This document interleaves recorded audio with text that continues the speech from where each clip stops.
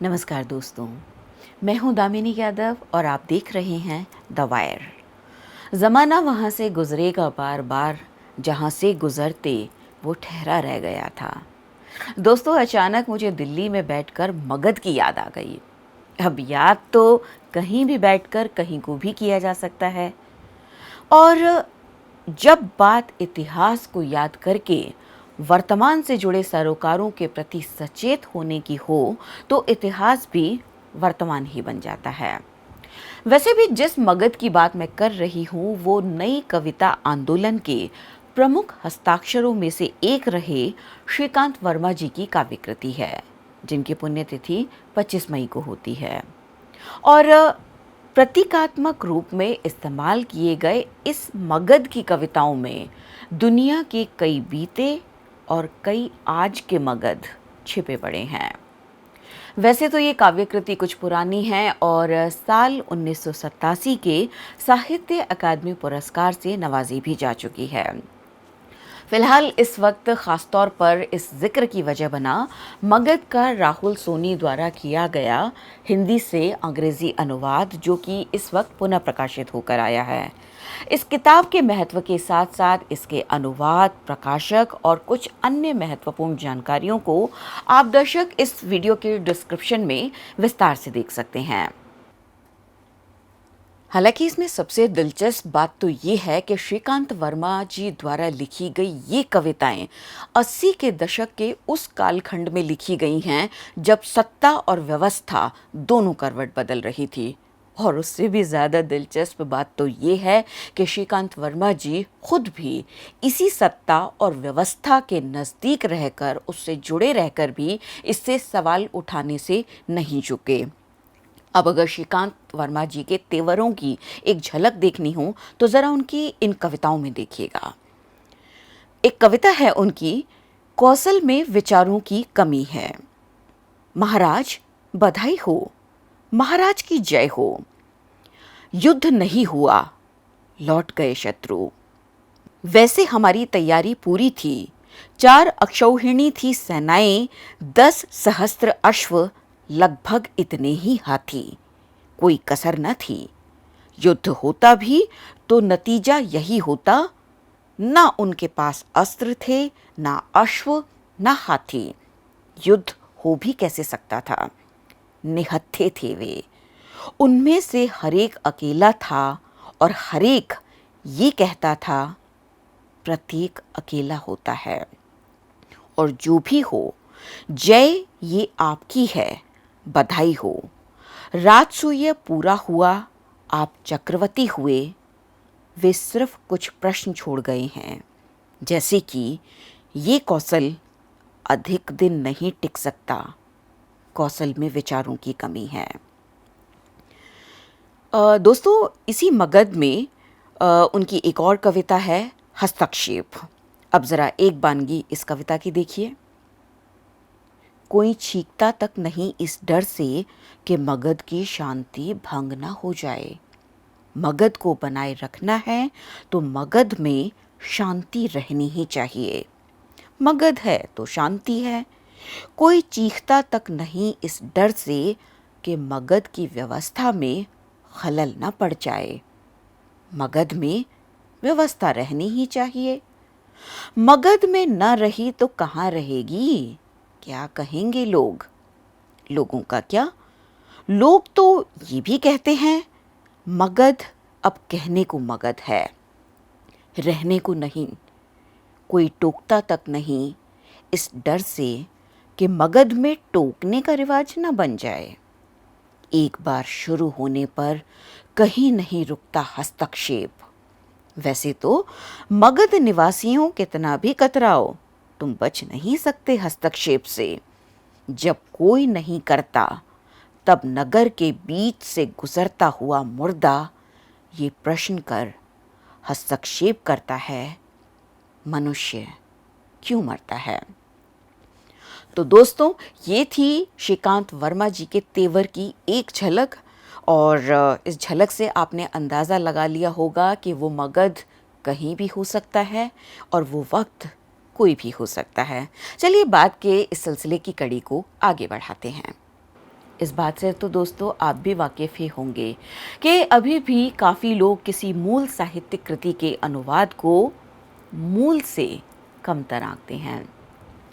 मगर हमें अब कम से कम आज के समय में तो ये बात नहीं ही कहनी चाहिए, जबकि कुछ ही अरसा पहले गीतांजलि श्री के उपन्यास रेत समाधि के डेज़ी रॉकवेल द्वारा किए गए अंग्रेजी अनुवाद को मिले बुकर प्राइज़ ने एक बार फिर से भारतीय भाषाओं के विश्व स्तरीय स्वरूप की तरफ लोगों का ध्यान खींचा।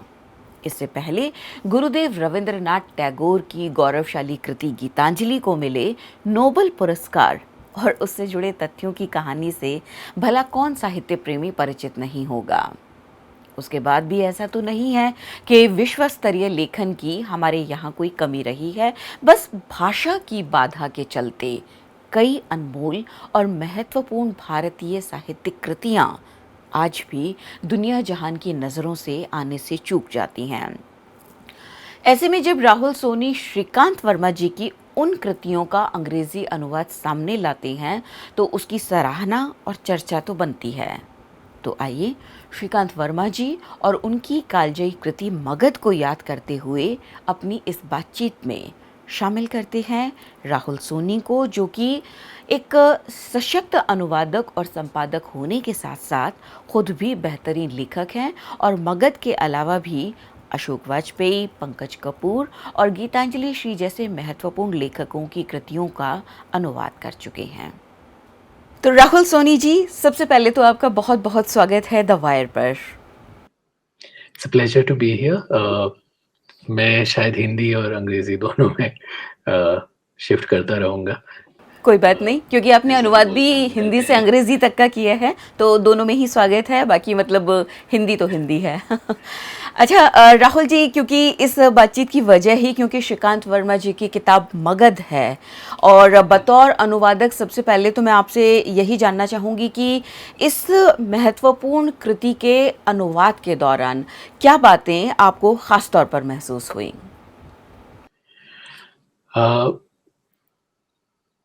2-3 स्टेजेस थे। तो पहले तो ये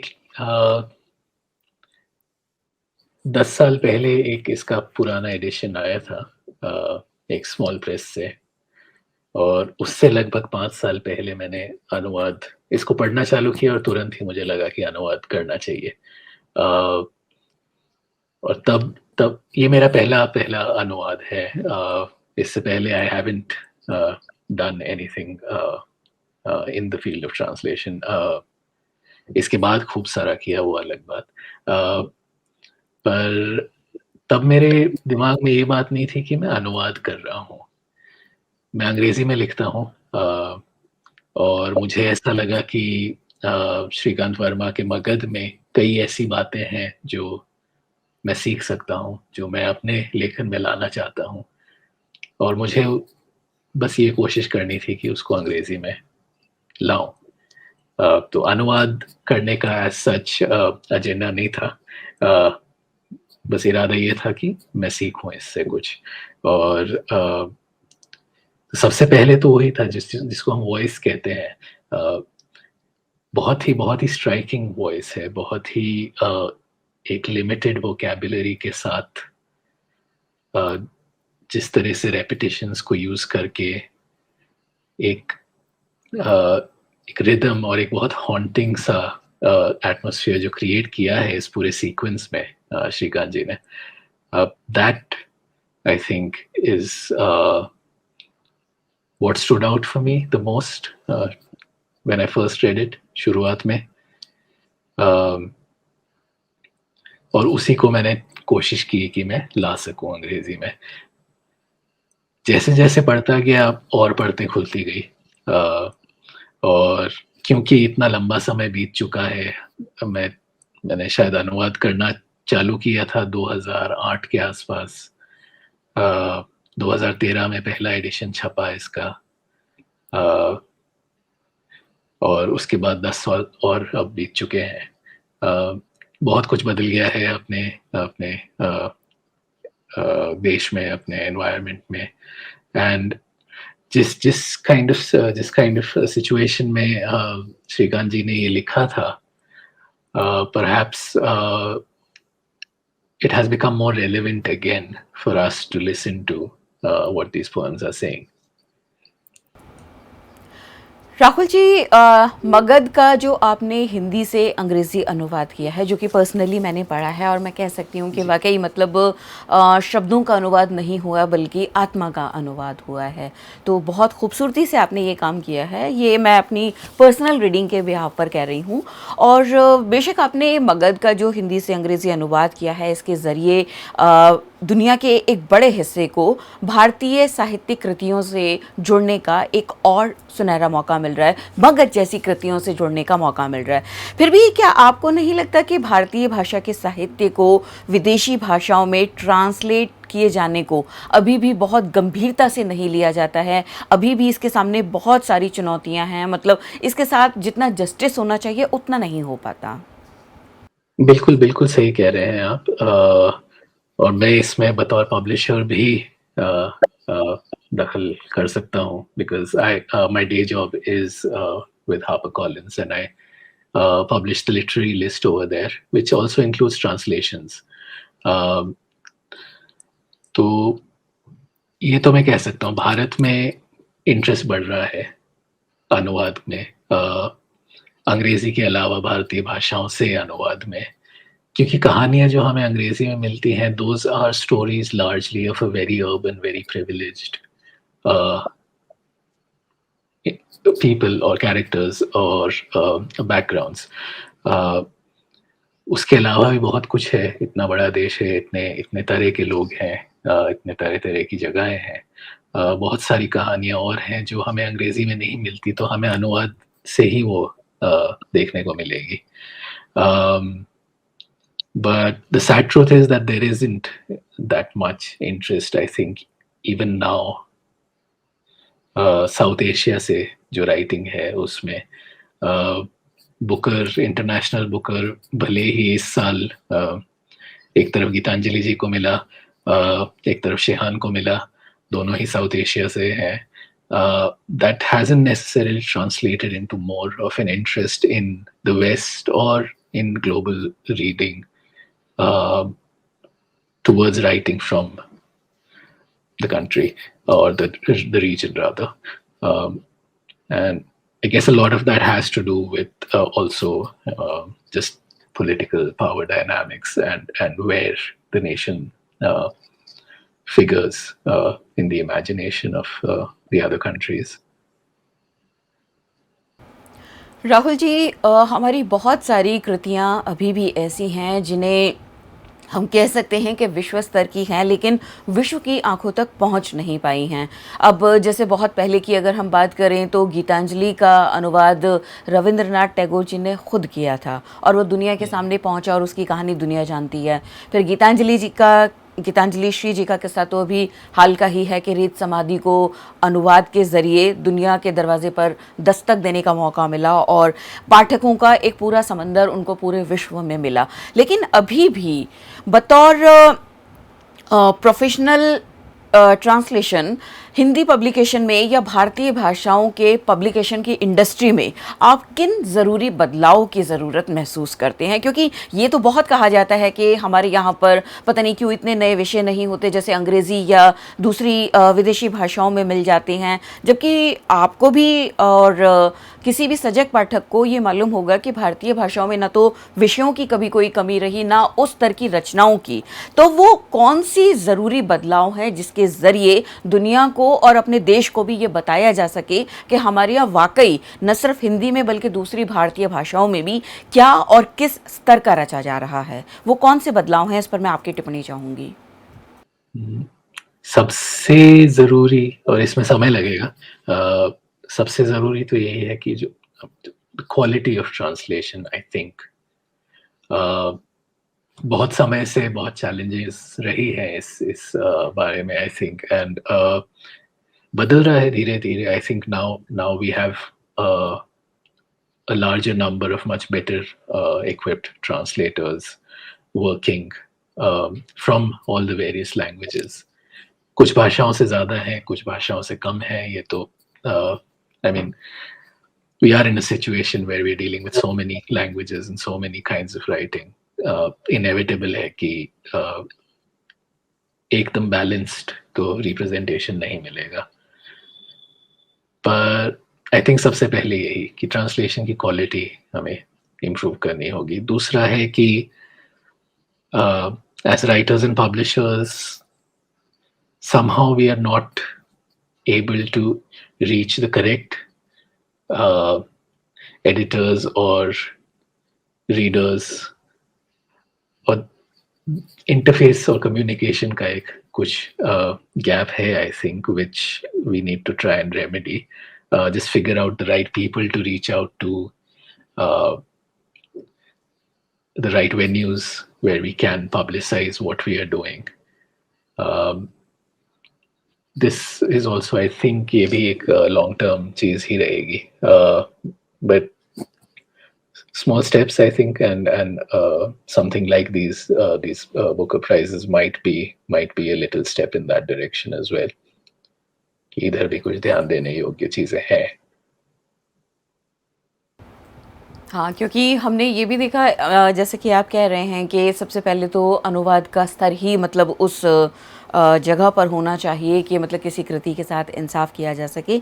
लेकिन उसके बावजूद आपको नहीं लगता है कि भारतीय प्रकाशन में अभी भी अनुवादकों को उतना श्रेय या उतना महत्व नहीं मिल पाता है, जिसकी वजह से बाज़ार भी ऐसा बन गया है कि जो मूल कृति है अनुवाद को उसके बराबर का ना समझा जाए, या फिर अनुवादक को लेखक के बराबर का दर्जा ना दिया जाए। जैसे गीतांजलि श्री जी के नॉवल में डेजी रॉकवेल का जो योगदान है उसको सराहा गया, उसको बराबरी का दर्जा दिया गया। लेकिन आमतौर पर हम देखते हैं कि भारतीय साहित्य में तो अनुवादक का नाम तक आसानी से नहीं आता है।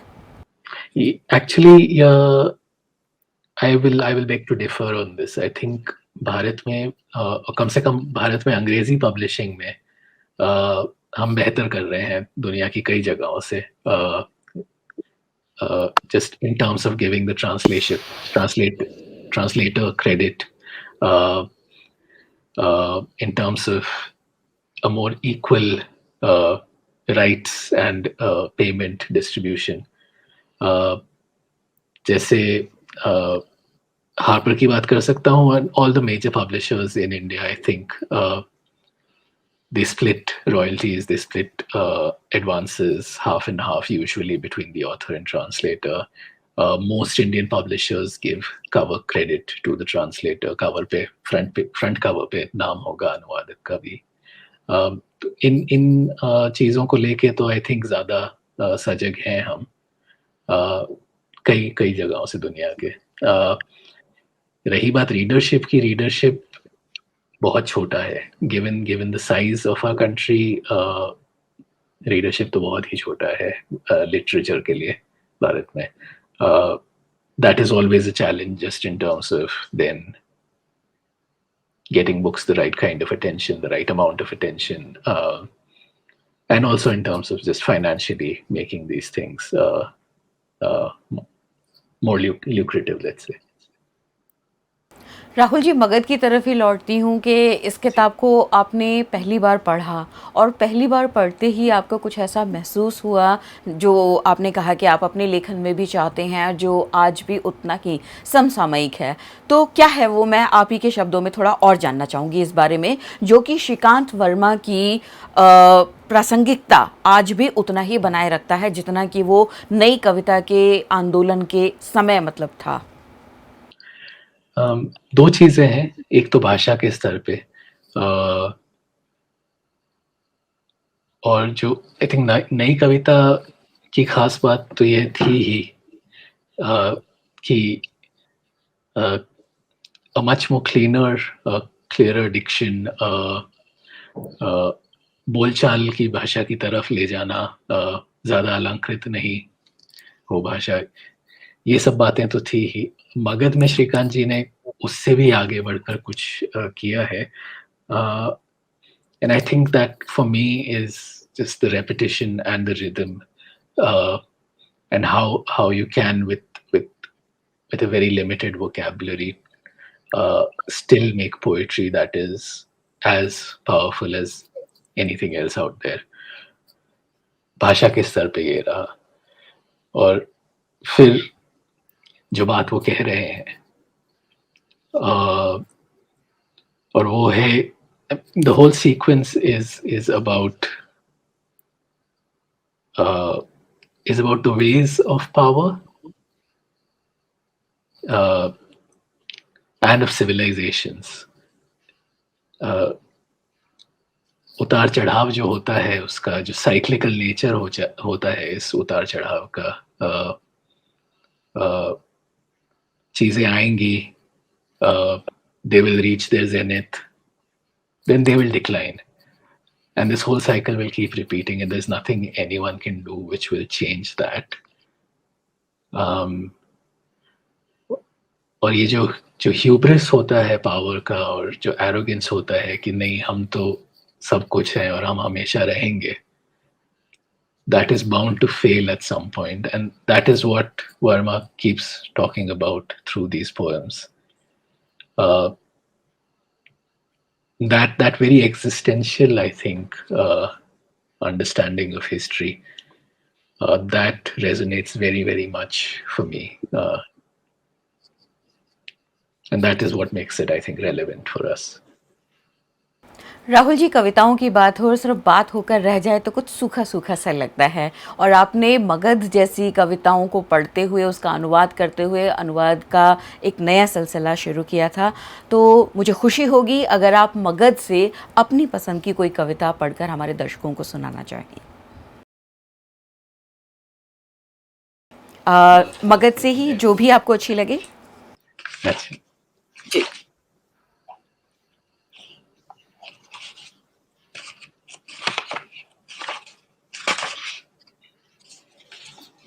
ये हमेशा, ये अभी तक मेरी पसंदीदा कविताओं में से रहा है।